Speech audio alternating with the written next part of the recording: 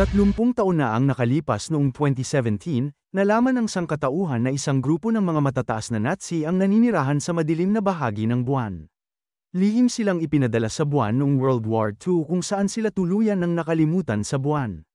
Matapos manirahan sa dilim sa loob ng mahigit na isang dekada, sinabihan ng mga lunar Nazi tungkol sa kanilang pagkatalo sa ikalawang digmaang pandaigdig at sa pagkamatay ng kanilang dakilang pinuno. Nais nilang gumanti sa lahat ng naninira ng puri sa kanilang propaganda na sa huli ay nagbunga ng digmaang nuklear sa pagitan ng mga lunar Nazi at ng mga tao sa lupa. Ang digmaan ay nagpatuloy lamang ng isang taon ngunit natapos ito nang ang mundo ay naging isang magulong radioactive. Ang klima ay mas naging malala na maging ang mga tuyong lupain ay natakpan ng nyebe. Ang mga hindi namatay sa digmaan ay namatay dahil sa radiation, habang ang iba ay namatay dahil sa klima.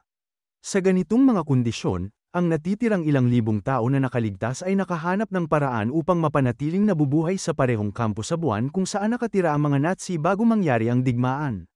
Sumakay sila sa huling spaceship at tinahak ang daan patungo sa madilim na bahagi ng buwan, nagtagumpay ang plano at nakahanap sila ng bagong tahanan. Sa kabila ng limitado na mga mapagkukunan, ang mga nabubuhay na tao ay nanirahan sa madilim na bahagi ng buwan sa loob ng 30 taon. Nagtatanim sila ng pagkain gamit ang isang mineral na matatagpuan sa ibabaw ng buwan ngunit naubusan din sila nito sa isang nakakatakot na bilis.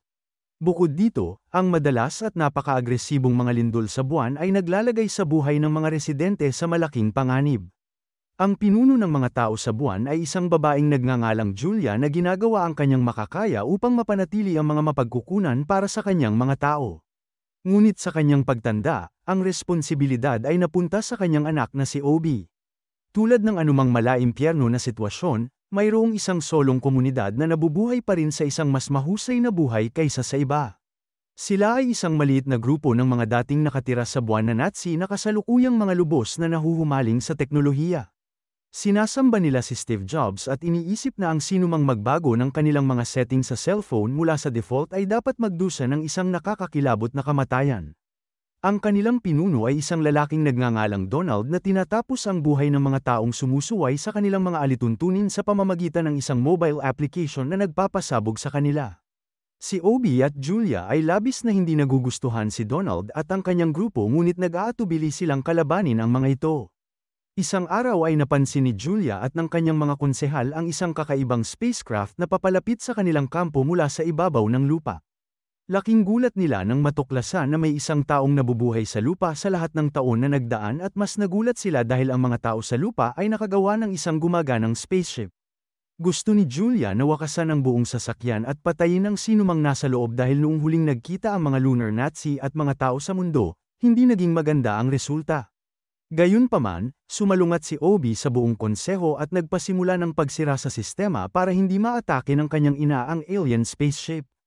Tinulungan din niya sila sa pagbaba at nakilala ang ilang nabubuhay na tao galing sa lupa. Lumalabas na nakatira sila sa isang underground bunker sa Russia pagkatapos ng digmaan, ngunit kumalat ang radiation sa paglipas ng mga taon at naubusan sila ng supply ng pagkain kaya naman naparito sila para humingi ng tulong sa mga tao sa buwan.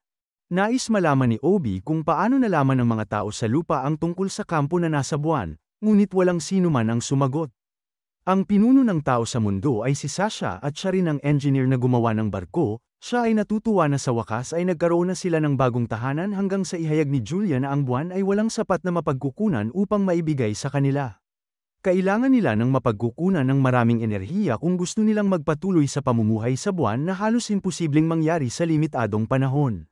Sa ngayon, ang mga tao sa lupa ay dinala sa mga silid na imbakan at binigyan ng pagkain at tubig. Nagawang ayusin ni Obi ang isang space station na ninakaw ang mga bahagi taon na ang nakakaraan. Ang tinitingnan lang ng mga tao noon ay ang mga panandaliang benepisyo, na hindi pinapansin kung gumagana pa ang istasyon na maaari sana nilang matuluyan ng lumindol sa buwan. Naniniwala si Obi na kaya niyang ayusin ang space station gamit ang tamang kagamitan, ngunit hindi siya makakakuha ng sapat na mineral para ito ay mapaandar. Habang ginagawa ang makina ng sasakyan, napansin niya ang isang lalaking palihim na pumasok sa mga abandonadong opisina ng Nazi.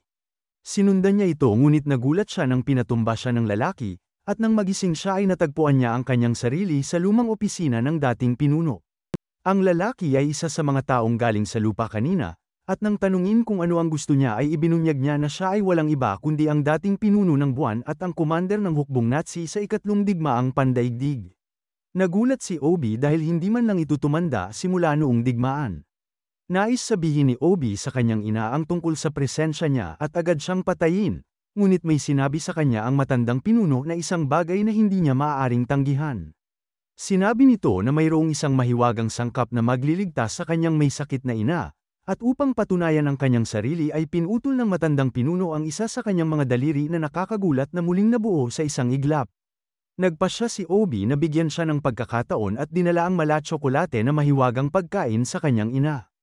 Pagkatapos niya itong kainin ay gumaling ang ilang taon ng sakit ng kanyang ina at tila naging dalaga rin. Sa parehong lugar ay pinagmamasdan pala sila ni Donald habang nagtatago, at nabigla sa natuklasan.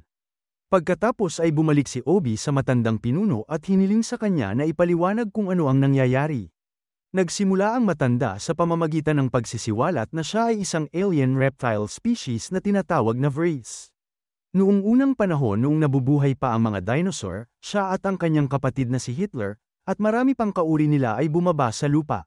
Hinuli nila ang mga dinosaur at pinalaki bilang mga hayop hanggang sa tamaan at mapatay ng mga asteroid ang mga ito.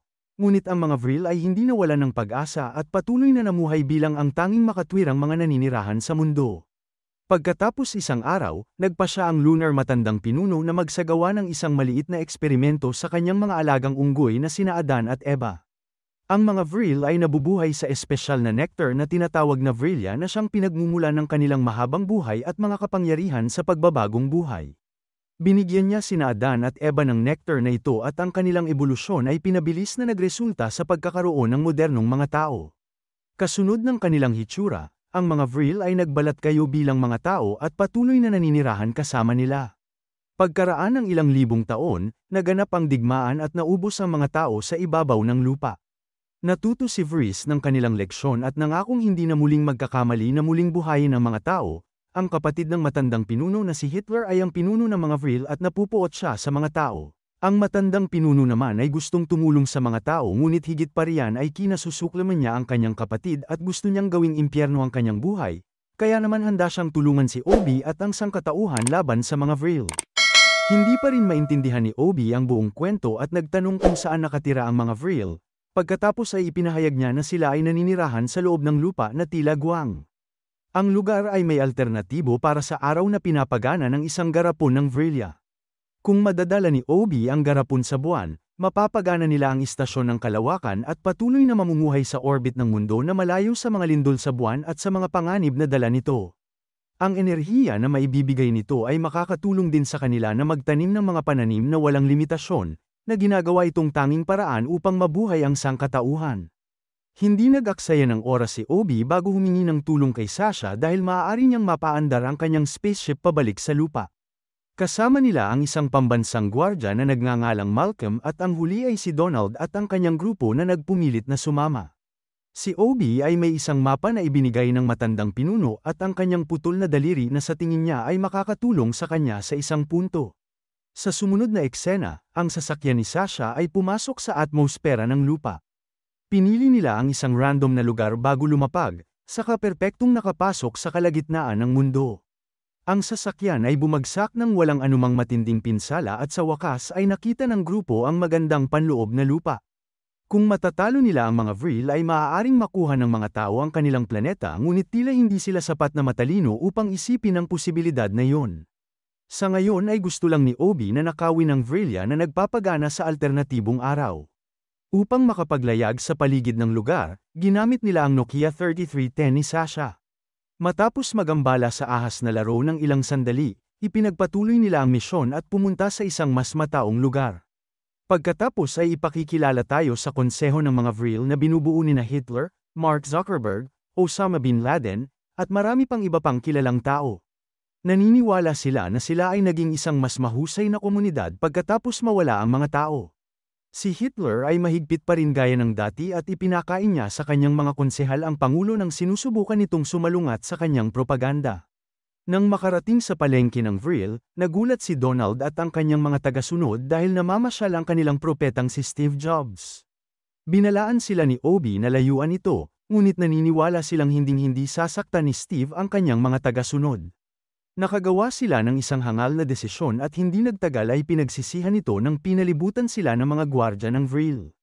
Tumakas sina Obi, Sasha, at Malcolm habang hinahabol ng iba pang mga gwardya. Nagpakabayani si Malcolm sa pamamagitan ng paggambala sa mga ito habang ang dalawa ay tumakas dahil kailangan nila ang Vrilya sa anumang paraan. Matapos iligtas ang kanilang buhay, nagbihis ang dalawa bilang mga bantay ng Vril at pumunta sa pasukan ng templo kung saan nakalagay ang Vrilya. Hindi sila pinaghihinalaan ng mga bantay ng templo na hindi alam ang presensya ng mga tao sa lupa. Lumalabas na ang daliri na ibinigay ni matandang pinuno kay Obi ay magagamit upang buksan ang mga pintuan sa templo. Ito ay madali nilang nagamit at sa wakas ay natanaw ng dalawa ang kahangahangang Vrilya na nagbibigay enerhiya sa alternatibong araw. Samantala, si Donald at ang kanyang grupo kasama si Malcolm ay dinala kay Hitler. Sa ngayon, ang kanilang hindi natitinag na tiwala sa kanilang pinuno ay nawala at handa na silang gawin ang lahat upang mailigtas ang kanilang buhay. Iminungkahi ni Donald kay Hitler na gawin ang kanyang mga tao bilang mga refugee para sa kanilang panghabang buhay na katapatan. Ngunit pinaalalahanan siya ni Malcolm tungkol sa Czechoslovakia upang bigyang pansin na si Hitler ay hindi masyadong magaling sa mga pangako. Kasunod nito, si Donald at ang kanyang buong grupo ay sinalakay at kinain ang buhay ng mga konsehal ni Hitler. Si Malcolm gayunpaman, ay naiwang buhay ng walang dahilan maliban sa isa siya sa mga mabubuting tao. Pagbalik sa templo ay umakyat si Obi upang makarating sa Vrilya. Sinabi ni Sasha na posibleng ang bigat ng nectar ay higit sa 1,000 kilo. Kumilos pa rin si Obi at kinuha ito upang ipakita na baka ang ibig niyang sabihin ay 1,000 onsa at hindi kilo. Matapos makuha ang nectar ng kalikasan, kailangan na lang nilang iligtas si Malcolm at bumalik sa kanilang tahanan sa buwan. Sina Hitler at Steve ay nagsasabwatan laban sa mga naninirahan sa buwan nang maputol ni Malcolm ang mga tanikala gamit ang purong lakas ng tao at inatake sila. Nagdulot ito ng habulan sa pagitan ng buong Vril at ng 3 tao na nagnakaw ng tanging pinagmumulan ng kanilang buhay. Ang laban ay malinaw na nasa panig ng mga Vril, ngunit alam naman nating ang mga bida ang mananalo sa huli. Pagkatapos ng ilang minuto ng mabilis na habulan, natalo nina Malcolm at Sasha sina Hitler, Steve, Mark, at lahat ng iba pang Vril. Sila ay nagtagumpay at sa wakas ay narating nila ang sasakyang pangkalawakan at lumipad pabalik sa kanilang tahanan. Ang hindi nila napapansin ay may isang bagay na parang bundok na umuusbong mula sa ibabaw ng lupa at sumusunod sa kanila sa kalawakan. Nang tuluyang maabot ang buwan, binati ni Julia ang kanyang anak at pinuri silang 3 sa kanilang katapangan. Nang iniisip na nila na ito ang masayang pagtatapos, ipinakita ng matandang pinuno ang kanyang tunay na ugali. Kahit na siya ang lumikha ng mga tao, ayaw niya silang hayaan na mabuhay at ginamit niya lamang sila para makuha ang Vrilya. Binaril niya si Malcolm sa binti at nagbanta na papatayin din si Julia kapag hindi nila sinunod ang kanyang utos. Sa oras na yun ay bigla silang nakarinig ng isang malakas na putok at dumating si Hitler gamit ang isang parang bundok na istruktura na nagdurugtong sa lupa at sa buwan. Nagkaharap ang magkapatid pagkatapos ng ilang taon at handang maglaban sa huling pagkakataon. Si Hitler ang mukhang mananalo dahil sa dinosaur na kanyang sinasakyan. Ngunit ang dating Führer o matandang pinuno ay hindi rin nagpapatalo. Ang buwan ay muling tinamaan ng isa pang agresibong lindol na tiyak na gagawin itong hindi na matitirahan. Nang ang mga tao ay nasa bingit na ng kamatayan, si Julia ay uminom ng Vrilya at nakipaglaban kay Hitler. Mas malakas na siya kaysa dati gamit ang kanyang bagong kapangyarihan at nagawa niyang mapatalsik si Hitler mula sa kanyang dinosaur. Isang mabigat na metal na kahon ang bumagsak sa kanya. At sa wakas ay pinatay ang kontrabida ng milenyo. Samantala, pinasakay ni Obi ang mga tao sa space station at pinagana ito ni Sasha gamit ang natitirang nectar. Nais ni Obi na tulungan ang kanyang ina ngunit nakita niya siyang namatay sa ilalim ng pagkasira. Gayunpaman, nanatili siyang kalmado at pinangunahan ng space station papunta sa orbit ng lupa. Ngunit ang mga problema ay hindi pa natatapos dahil ang matandang pinuno na buhay pa ay nahak ang control panel ng istasyon mula sa buwan.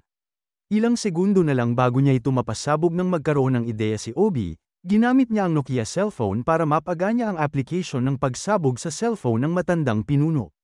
Bagamat isang hangal si Donald, nagawang patayin ng kanyang programa ang matandang pinuno at iniligtas ang sangkatauhan. Sa huling eksena, makikita natin sina Obi at Sasha na nag-e-enjoy sa kanilang buhay bilang magkasintahan sa space station. Ang mga tao ay namumuhay ng masaya at iniisip na manirahan sa Mars sa loob ng ilang taon. Dito na nagtatapos ang kwento, sana ay nagustuhan mo ito. Kung hindi ka pa nakasubscribe ay mag-subscribe ka na upang matulungan mo ang channel na ito. Mag-comment ka na rin tungkol sa kwento. Salamat!